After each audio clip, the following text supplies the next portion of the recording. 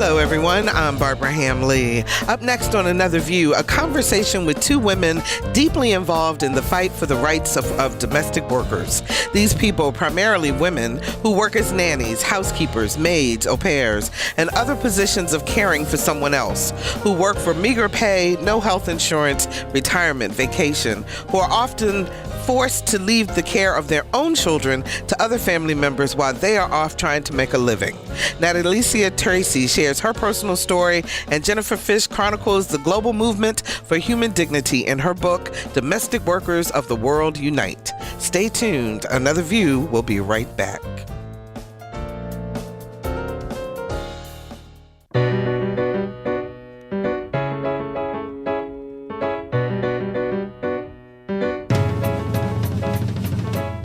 Discussing today's topics from an African American perspective, this is Another View. Hello and welcome to Another View. I'm Barbara Hamley. From slavery through Jim Crow and beyond, domestic workers' jobs were a staple for African American women. They did the cooking, washing, cleaning, childcare, and other household duties for white families. While often having to neglect the needs of their own families, they were often paid off the books. They had no protections like health care, retirement, vacation, unions. But this didn't just happen in the United States, and it didn't just happen long ago. Domestic workers worldwide are facing these exact same challenges. But there's a movement afoot, one of unification of domestic workers, and here to tell us about it is sociologist Dr. Jennifer Fish, professor and chair of women's studies at Old Dominion University. Hi, Jennifer. How are you? Barbara, happy to be here, as Great. always. Thank you so much for being here, too. We love having you on the show. And joining us by phone is Dr. Natalie Tracy, whose inspiring story takes her from Brazil to domestic work in Boston to her Ph.D. and leadership of the Brazilian Worker Center in Boston. Natalie, how are you? I'm fine. How are you? I'm doing great. So good to hear your voice, and thank you so much for joining us today. We appreciate that.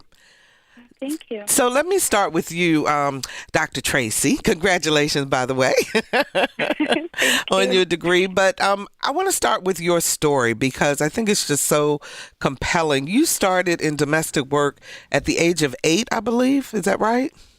Yeah.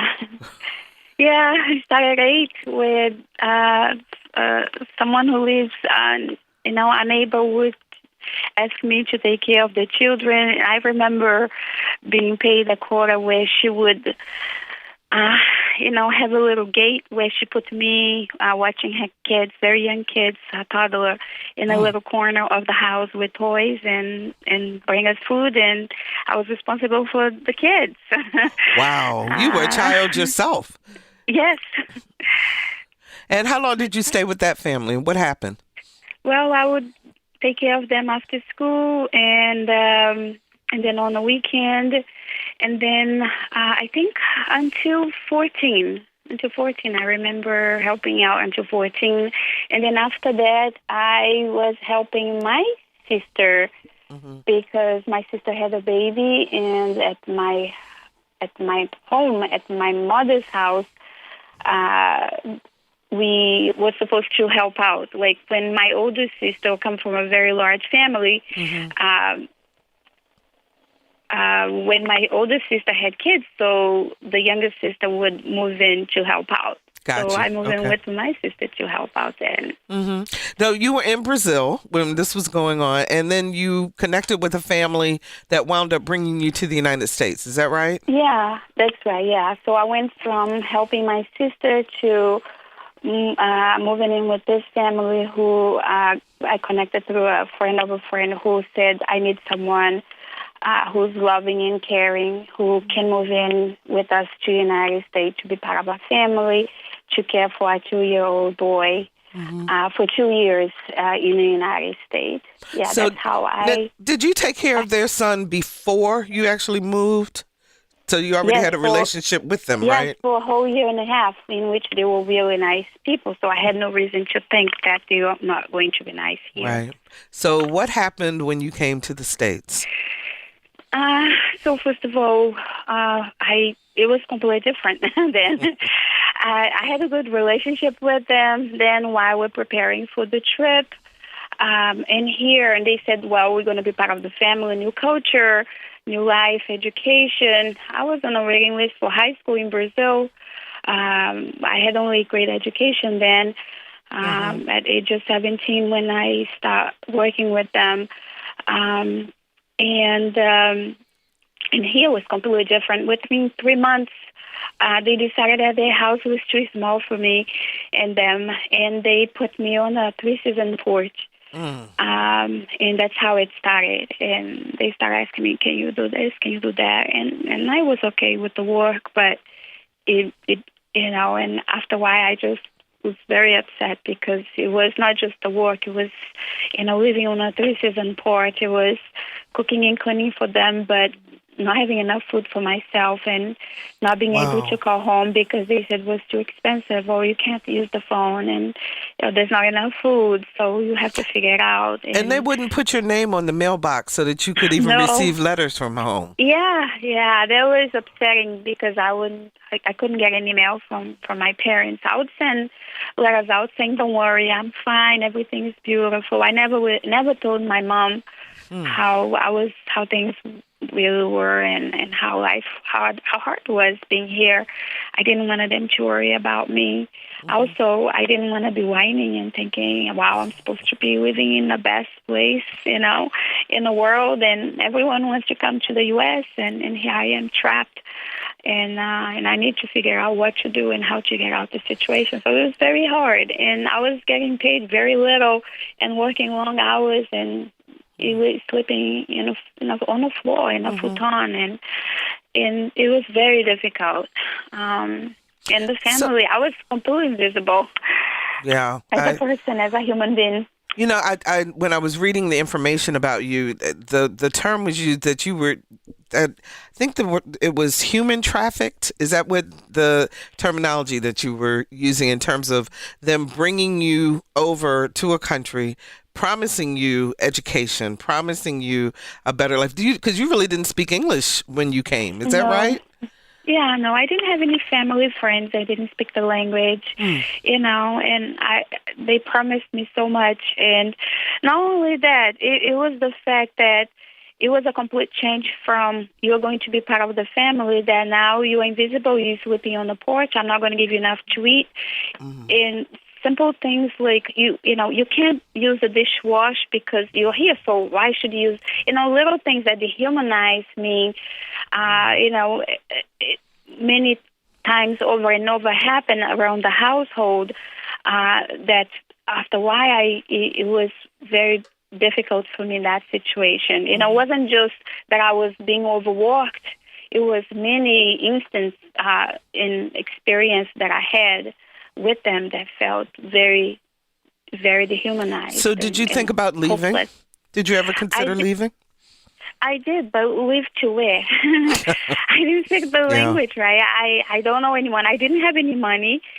They had my passport for a long time because they claimed they had to renew my work permit, my visa. So for the longest time they had my visa. So where would I go?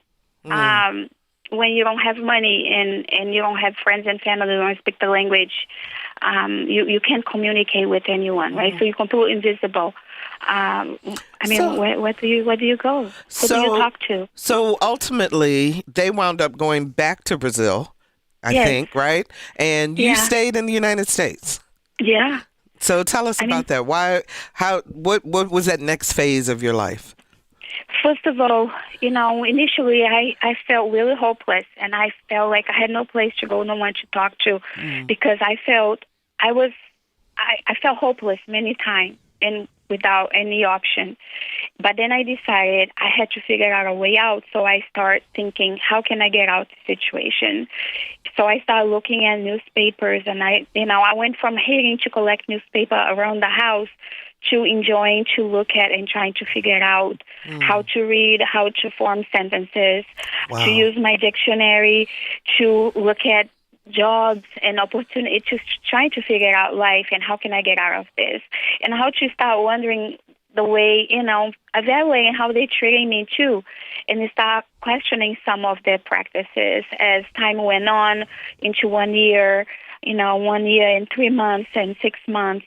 And then I started demanding, like, I need time to go to school. I need to learn basic, language. I need some time, any time for myself. And I start questioning that. I need food. Very basic things I start questioning. And then I told them when I was there about 1 year and 6 months, and they say, well, in 6 months we're leaving. I told them I'm not going to leave. I haven't done anything that you have promised me. And they called me ungrateful, and, they yelled at me, and they told me that I should be kissing the ground that they walked on because I was living in the United States, and it was difficult. And I told them that I went to ESOL class at that point. I started going to the ESOL class in the evenings. And I would come home and I'd be working until 1 a.m. because you can go to the ESOL class in the evening, but you leave dinner in the oven, and you're going to come home and you're going to clean up after, and you're going to iron clothes. We wanted the underwears, we wanted the sheets ironed, we want everything taken care of. So I would do it. I would come home at 10. I learned to take the bus and learn to say next stop, please. And so basic things to figure out the way out of that situation, right? So that's how I got out and found another home, a family who needed a nanny. And I told them I learned basic skills to say that I was a loving person, but I was Black, and I knew there was racism in this country. And if they wanted a really good person who would love their child that was Black, that I need a home, I need food, and I need a pass and time to go to school. That's all I need. That was my contract for my next job, right? So I started looking at the newspaper and started making calls 3 months into the time that they were leaving, and I found this job, and I left. Wow, that's just such resilience on your part. But let me ask you one other question before I bring Jennifer into the conversation. But you said that you never told your family how you were being treated. And why is that? Is that culturally? Were you ashamed? What was the reasoning behind not running home and going, please help me get out of this? I was Black. My mom was very strong, and my mom came from a very strong family, but poor family. That she was a domestic worker. She was a living domestic worker when she was 8, when she had to get the kids ready to go to school when she was 8, and stay at the home and take care of the house because they were so poor. And she always wanted to go to school. So she got married in an arranged marriage when she was 17. And my father was a good provider, but she had to obey him. And I knew from very early on that I didn't like the fact that she did such a great job taking care of the house and everything else, but she had to obey my father. And she was a very strong person, very kind. And I felt that I was embarrassed that I allowed myself to be put in a situation where I was being exploited and I was being mistreated and being oppressed. And I felt like it was my fault that are allowed to be treated that way. I think a lot of victims, they feel that way. The first thing you feel shame, you feel a lot of shame, and you feel weak, that you allow yourself to be in that situation. I think that's, when I see women today, and they don't want to feel vulnerable and victimized, and that's why it's easy for a lot of the perpetrator to get away with what they do, is because it's hard for us to accept, that we are vulnerable and that we are victimized, and to accept that we don't have power in those spaces.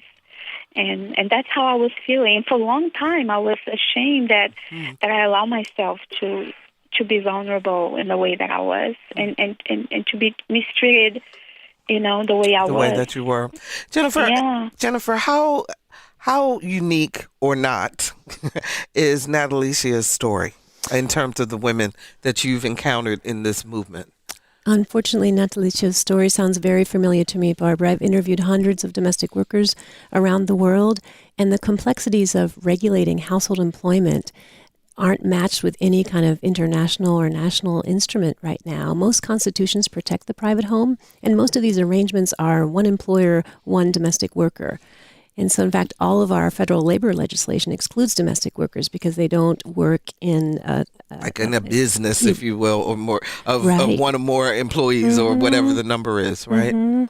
Yeah. Right. And so when Natalisha said, I was hired because I was supposed to be loving and caring, there's this idea that the emotional labor goes with the job. And of course, that harkens right back to slavery and the taking care of families of privilege.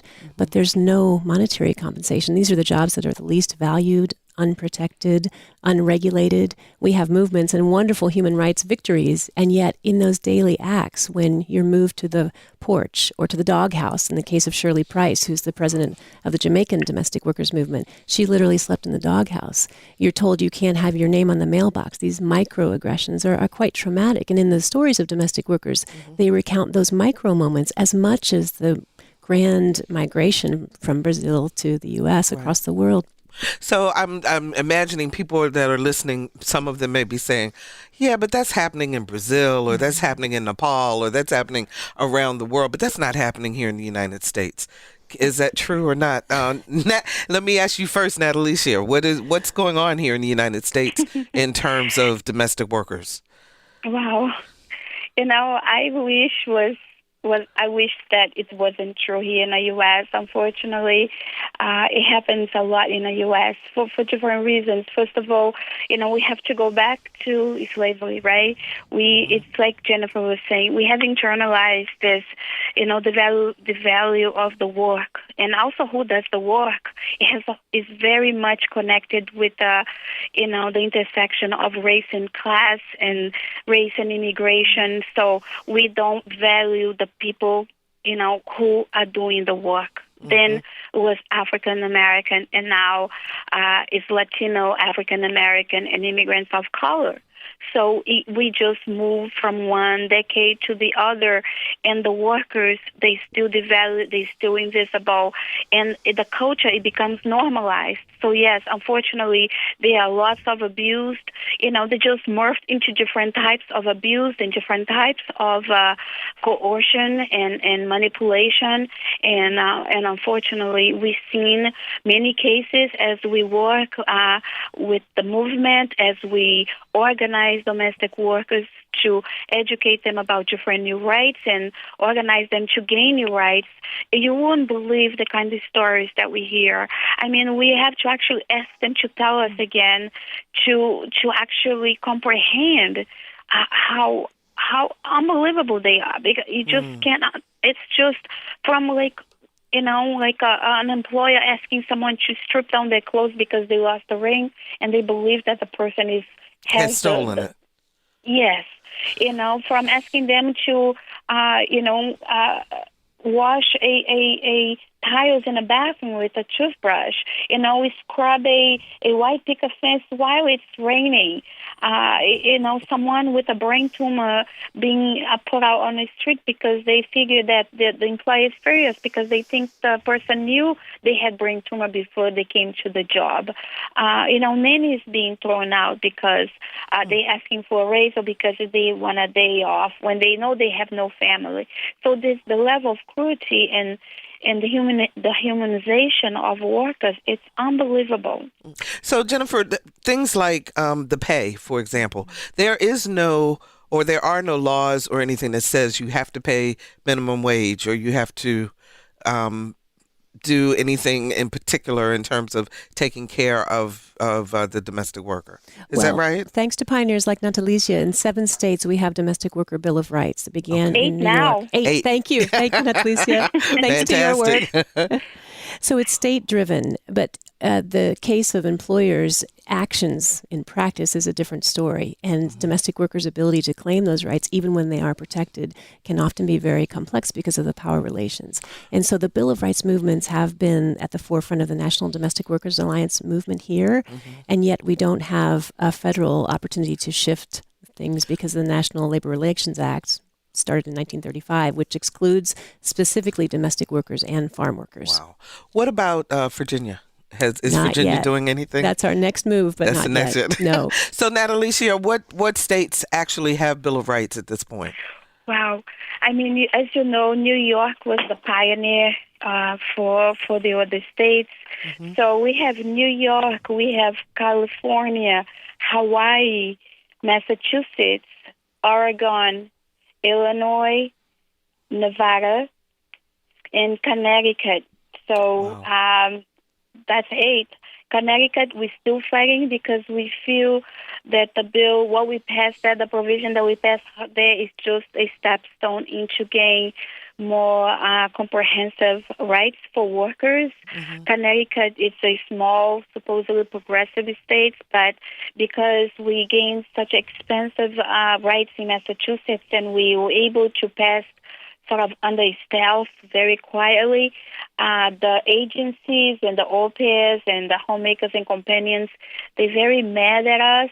So they've been very aggressive in the state of Connecticut, opposing a bill but also pushing for all the provisions that would erode current rights that workers' rights have there, including trying to, erode the sleeping provision that was passed at the federal level for caregivers.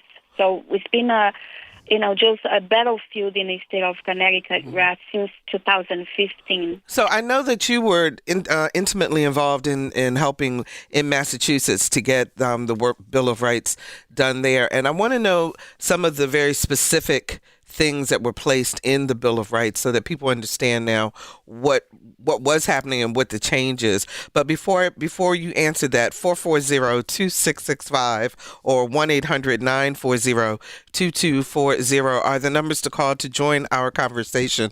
We're talking about domestic workers and their ability to fight for human dignity and for human rights.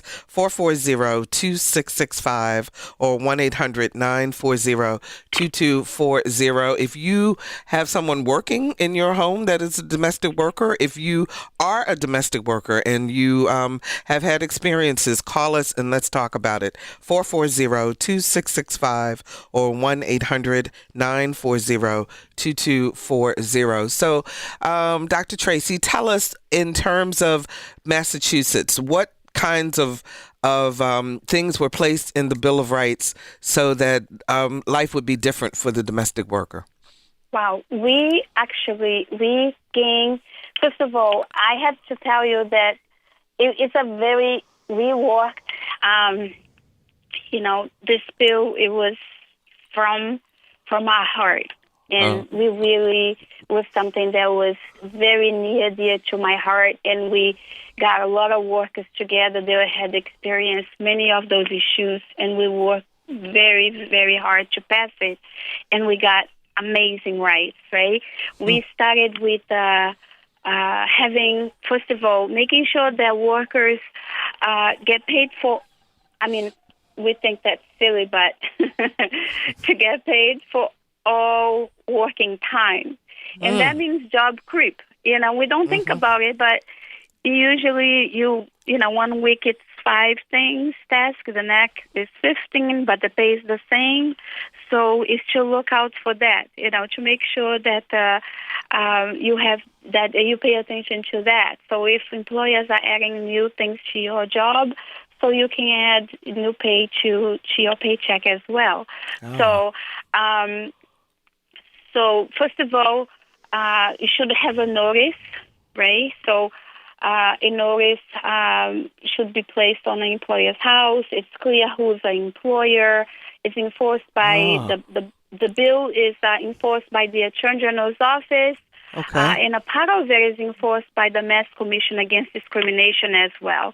So there's a written agreement. It's that if you work 16 or more hours a week, your employer must give you a written agreement that includes information about regular and overtime rate of pay, raise or increase in pay for added duties or skills, work schedule, rest periods, sick leave, holidays, vacation, personal days, or any Wow. other benefits and so on, right? So notice of termination by you or employer. So very clear understanding. And this is good for the worker, but also for the employer too, because there's no room for misunderstanding. Right. And this agreement also must be written in a language that you both understand. If it's not your first language, the Attorney General's office also have this contract available, sample contracts in multiple languages available for employers and workers. So that they make sure they can understand. Is there anything in there in terms of the type of provision the employer must make in terms of where you sleep or, what kind of meals you can eat, that kind of thing?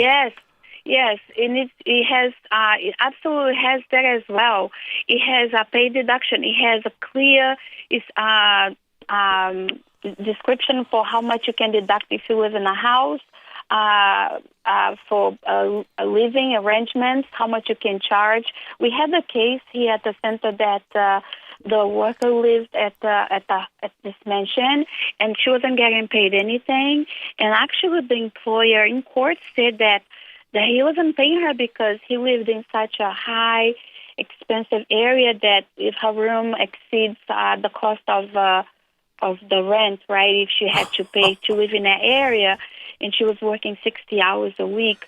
So there's a provision there for deductions for meals and also lunch as well. So they cannot charge more than, I think, $2.25 for lunch or dinner and $1.50 for breakfast if you're living in a house. And then if the person has religious or the culture needs, they need to allow them to cook their own meals if they have to do that. So Okay. the law makes it very clear that workers are human beings and they have rights too. And if you need them to be living in your house, it's for your benefit too. So you need to accommodate their rights. Absolutely. And Go ahead. Mm-hmm. there are many other provisions. Another one that I want to mention really quick is the privacy and freedom to come and go, and that's to prevent trafficking, labor trafficking, because it's a very serious one, and we want to make sure that they have a bathroom and a bedroom that they don't have cameras, and if they have free time, like if they need to make a call, and they have free time in privacy to do so, where they're not going to have monitors or records on their private time, and also forced to work by or being hurt or restrained, and that can cause financial harm or threatening, that other types of abuse. That's all under protecting workers from forced labor. So it's a really great bill that we have here in Massachusetts. I tell you, that the things that you bring up there, when you think about it, you're thinking about the basic human rights that everyone else has, but not through all. If you're just joining us, we're talking about the global movement to improve the plight of domestic workers with sociologist Dr. Jennifer Fish, author of Domestic Workers of the World Unite, and sociologist Dr. Natalicia Tracy, executive director of the Brazilian Worker Center in Boston. 440-2665 or 1-800-940-2240 are the numbers to call to join our conversation. Should we have a Bill of Rights here in Virginia? Call us and give us your thoughts. 440-2665. So, Jennifer, you saw these changes on a global scale because you were at the UN when I guess the global Bill of Rights were put together. Can you talk about that experience? Oh, happily, Barbara. That's part of my life work. Absolutely. So I had the great fortune of spending 2 summers at the UN at the International Labor Organization, and it was the first time that a global movement of domestic workers came forth to talk at the UN about the rights that would be determined there. Wow. And this was the first time that the International Labor Organization ever had what they called actual workers in the policy-making arena. So there would be lawyers and government representatives from 187 different nations talking about rights of all forms, but they wouldn't engage those who would be most impacted. So through the support of a couple of different unions and nonprofit organizations, 50 domestic workers and representatives came to the UN, and they advocated for their rights. And interestingly, they used these stories about what they had endured and why that was such a platform for rights. I remember one of the delegates, Juana Flores, who's now in San Francisco, said, "I'm asking you to pay us for our girlhood. If you could pay us for our girlhood, the entire economy would be in debt." So they came forward with these incredibly emotional narratives that really persuaded delegates and government officials, high-level government officials. I remember one of the leaders of the movement, Myrtle Witbooi, who's the South African president of the domestic workers movement, stood there in the UN and she said to the men in the room, "Who ironed your shirt today? And would you be here if it weren't for someone working in your home? And I would like you to think of your mother and think of the women who prepared you to be here when you vote for this bill on domestic rights." And Natalicia's story of what we call in-kind payment is so familiar to me. I remember a surreal moment in 2011 when I was researching the book. I listened to delegates talk about, well, if a woman is employed in a household and the baby cries at night, well, surely she would just get up and change the nappy. But that wouldn't necessarily mean that she would get paid for that. But she's working. Right. Oh, my goodness. We got a question from Facebook. They want to know if these rights apply to daycare workers. Someone witnessed a daycare worker being threatened with being deported if she didn't do exactly what she was told. Mm-hmm. Jennifer, I'll let you take that one first. Right. So if it's in a place of employment that is beyond 15 employees, then that worker is entitled to those rights. And same with hotel workers. That's another closely related sector. Mm-hmm. Restaurant workers, although we know that there are ways in which immigrants and those who are undocumented come into these professions. And of course, our economy relies heavily upon those who provide service and care and love labor, particularly for our aging population. And so I think the bigger question there is that our state and many states do not provide resources for young ones and those who are aging. And so it's up to families, and now families who outsource labor, who literally import labor to take care of young children and elders. So we're really talking about people who are doing this on a family basis, on an individual basis, as opposed to like a daycare center where their rights are already protected because of the number of employees. Right. That were there. Right. Okay. Although we should mention that in the U.S. we also have the concept of the Mary Maid, the woman who works in 5 different households 5 days a week. And so that's a tricky area to legislate as well, because it's household work for a company. The company is responsible for rights and protections, and yet many workers do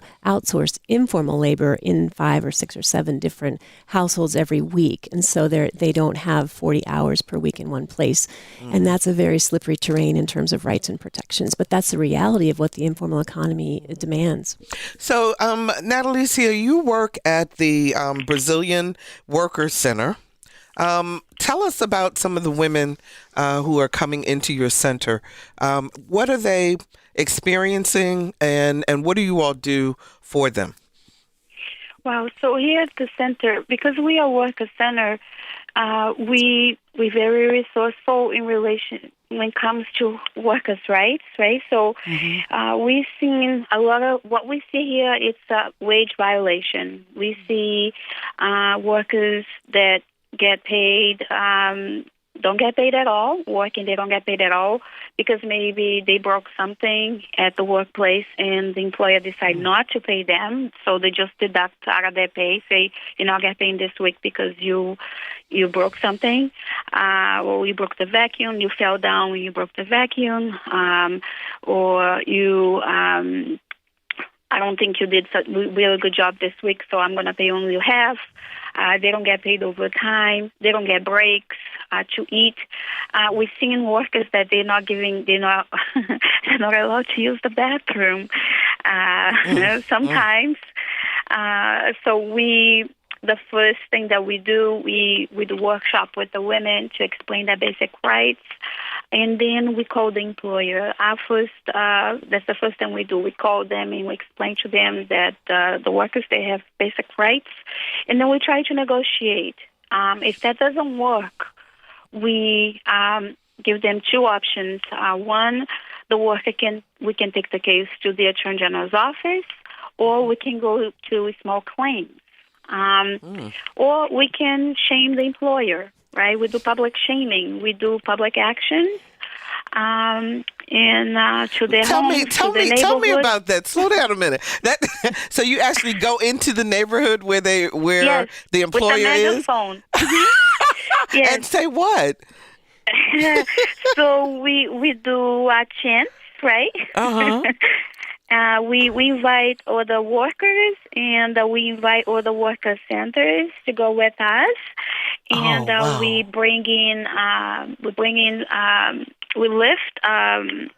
lift with the whole neighborhood, and telling that you have a neighbor here who's stealing from workers.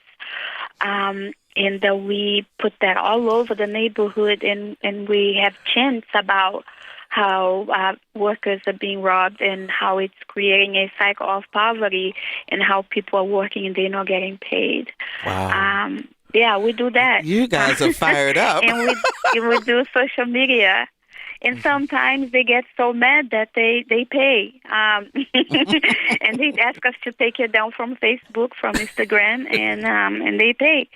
But usually we try with honey first. We talk, when we go to small claims, here in Massachusetts we have triple damage, so we can ask the judge to charge, to make the employer pay 3 times as much as the employer owes to the workers as well, and pay attorney's fees on top of what they owe. So, and we let the employer know that as well. And when it goes to the Attorney General's office, they get audited, they get fined. We have a very progressive and supportive Attorney General's office here in Massachusetts too. But in addition, we're part of the Fair Wage Campaign, where we meet with the Attorney General's office once a month to go over cases that are repeated offenders, to figure out cases that need to go to criminal court. We do mechanic liens, in which sometimes we can put liens on property if it is with different types of cases. So we get very creative. The state we're lucky enough that we live in the state of Massachusetts that allow us to do, they give us lots of tools to deal with wage theft. But the most important thing, I think, is to teach workers to learn to have a voice and to try to negotiate better working conditions in advance, learning from bad ones and coming better prepared next time. But even if they encounter, working conditions that is less than appropriate, to come to us, and sometimes they do. We just had a case that the worker brought the employer here because she was very unhappy with the way they're being treated. She didn't want to quit her job. She wants to fix the situation, and they came together, and we had tea, and we talked, and I think it got resolved. And I asked her to lead the conversation. So many ways to try to resolve the problem.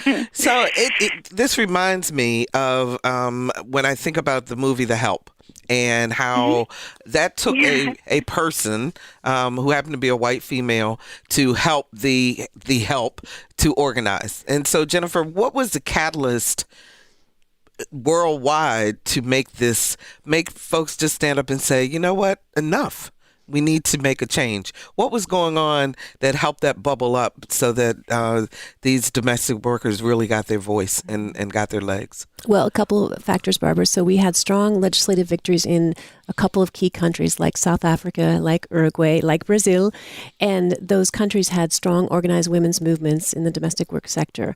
At the same time, in 2008, for the first time ever since the 1930s, the International Labor Organization said, we think it's finally time to look at household workers.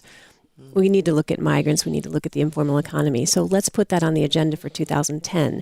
And the domestic workers met together in Amsterdam and Holland for the first time in 2008. And so that was their galvanizing goal, was to look at how they could get into the International Labor Organization to take part in the crafting of the first policy. So it was just this perfect timing. And what's interesting is that there were key figures both in the United Nations and in the movements who could come together. And there were some really critical windows of opportunity. Juan Samavia was the Director General, a Chilean progressive leader who said he wanted to include migrants as his last policy initiative in the ILO before he retired. And then you had key people who could open that agenda. And once the ILO commits to a policy change, it takes them 2 years. 2 years of debating for 3 weeks each year what the terms of the policy would look like. And we went through the nitty-gritty of every detail. Can you pay a woman in food? what happens when you have an employment agency that's going to literally ship women from one country to another, who's responsible. So it's really interesting to go through that process. But when I look back at the story, it was so much about the serendipity of timing and also a few really key movement makers who could come to the table. Then you had these two arms, an organization based at Harvard University focused on informal employment, and then a global union who basically trained domestic workers to have a common script. Because the story in Brazil is quite different to Nepal, to the U.S., but they had to put forth a platform of demands that was consistent in UN language. And so they had to recognize, well, here's where we can compromise, but across the world, this is what domestic work looks like. And there was an interesting debate about, is it work like any other, or is it very particular work because it's the only work in households? It's the only work that is so intimate, that's so based on love labor. And I find it really fascinating and quite deeply troubling that work, that emotional, intimate work that regenerates our society, is so devalued and has not had protections to this because date. they're taking care of the most vulnerable of our population, the babies and the elderly, as you said. So, Natalicia, tell us how you got your doctorate before we run out of time, because I want to bring this story full circle. What happened? Yes. Well, I decided that being immigrant, Black, female, the only way that I would be taken seriously in this movement, and it was if I had my education. And I always longed for it for me and for my mom. So I decided that I was going not just, get an education, but I was going to get my doctorate degree. So, for 15 years, I left the first home, and I took care of elderly. I provide care until my master's. I took care of elderly on the weekend, and that's how I did my bachelor's and my master's degree. And then I start working on my Ph.D. Basically, I don't know how I was able to get there, to be honest, because I've worked the whole time while in school, and I start volunteer here at the center while working on my PhD. And the whole time that I was working on my PhD, I was running the domestic worker Bill of Rights campaign in Massachusetts. So basically, I studied at night and was at the State House and organizing during the day and hiring for my school that I was working on a campaign. And so that's how we went. But I really felt that was very important, not to gain my own voice, but to help women to find their voices as well, right? And it's very important because it's the way to show to the world that when we are being seen as invisible, we are not invisible, and we have a brain in our head. And also this job that requires so much love to be able to give so much love, and it requires a great deal of skills as well. And also, what does it tell, about us? That our children and our parents, they are the most precious possession that we have. We don't value that people that provide that kind of love to them, right? So I think that we need to think about that as people as well, who we are and how much we really care about our family and our home and our children, if we're not willing to appreciate others who are caring for them. But yes, so it's just being very daring and saying the only way is up, and I can do it. Wow. And I feel like I can help other women to find a voice the way I was able to find mine, and then just keep going now forward and helping others to get right too. And I always felt that the way to really, my revenge is to really, my revenge to everything that happened to me is to really use what I have went through to inspire other women and to show to them that they can survive, but more than that, they can help use what they have went through to help other women not to go through those same things, but to change, social conditions so other people don't have through the same things they went through, because no one should have to go through the things that I went through alone. Yeah. What So an incredible, that's where I am. incredible story. Congratulations. That is just wonderful. So we've got about 4 minutes left, a little less than that in this segment of the show. Jennifer, where are we going? What's the next step?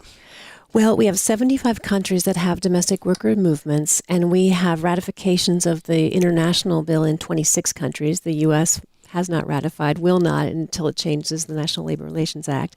So there's a great victory in terms of policy. Domestic workers are saying, now we're on the map. This is an incredible public relations moment. But the real challenge is, what do we do in terms of implementation? Because one of my participants said, well, we have rights, but employers must have a conscience.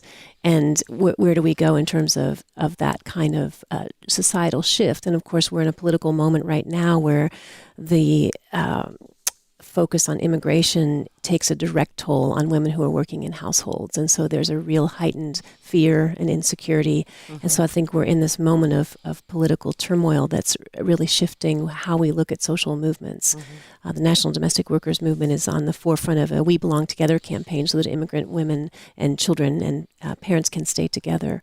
So the next step forward for the international movement is they'll do a 5-year evaluation. Right now, women are leading the Global Union of Domestic Workers as the only woman-led union in the world. Wow. They've been at it for 5 years, so we'll go to Cape Town, South Africa in November and evaluate where are we and how do we move forward. And I was just talking with the president of that organization, and she said, but I want to make sure that a woman in the village in the Philippines knows about these policies and can actually... Yeah, because getting the word out to people and helping them to really understand what this means for them must be a challenge. Right, exactly. Yeah. Yeah, but there's so many inspirational stories. Natalisha is one of many. And absolutely. Natalisha, you get the last minute or so, just in terms of what you would say to women who are domestic workers right now who may be listening, and give them a word of encouragement. Word of encouragement is that just remember that you are powerful. I think most of the time we feel so lost and so alone. And it's just to remember that you're never alone, and that you're strong and you're loving, and you just need to remember that if today is difficult, tomorrow will be better. And then you can, and tomorrow will be better. And remember, you're never alone. And seek help, and seek other people like you, and people that care about what you're doing, and that work that you're doing is very important. It's actually it's the work that make all the other work possible. Fantastic. And the work is filled of love and care, and don't forget that. Thank you. Everything else. Yeah, thank you. Thank you. That is sociologist Dr. Natalisha Tracy, Executive Director of the Brazilian Workers Center in Boston. Thank you so much for joining us. And as always, Dr. Jennifer Fish with the Women's Center over at Old Dominion University, Professor Sociologist. Thank you so much for joining us. This is really critical information, and I think people really don't realize exactly what is going on. And so keep us posted on how that goes, and we'll be right back.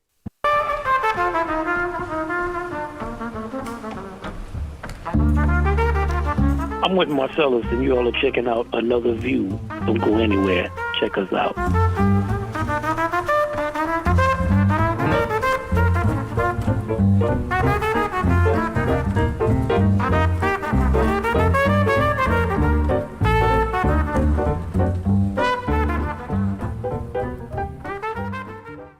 And welcome back. According to the National Center for Education Statistics, by the time children from low-income families enter grade school, their proficiency in reading is already an issue. These children are known to fall behind in their coursework, and if no one intervenes, they get frustrated and eventually drop out. Well, one local barbershop has decided it's time to turn things around. Our Lisa Godley takes us to Better Barbers on Tidewater Drive, where an involved community has flipped the page by turning the children getting haircuts into razor-sharp readers. R.T. Moore was 47 when Cassius Clay arrived at his camp in November 1960. Nestled in the corner of Better Barbers on Tidewater Drive is a bookcase filled with culturally affirming literature. 12-year-old Devon Dale has chosen the greatest fighter, Muhammad Ali, to read to his barber, who listens attentively as he cuts his hair. He had seen his image in Sports Illustrated and on television and was growing to love it. Not only does the program that's cleverly titled Razor Sharp Readers provide books and mentoring, but prizes and positive affirmations to encourage continued reading while building self-esteem. I asked Devon what he thought of the program.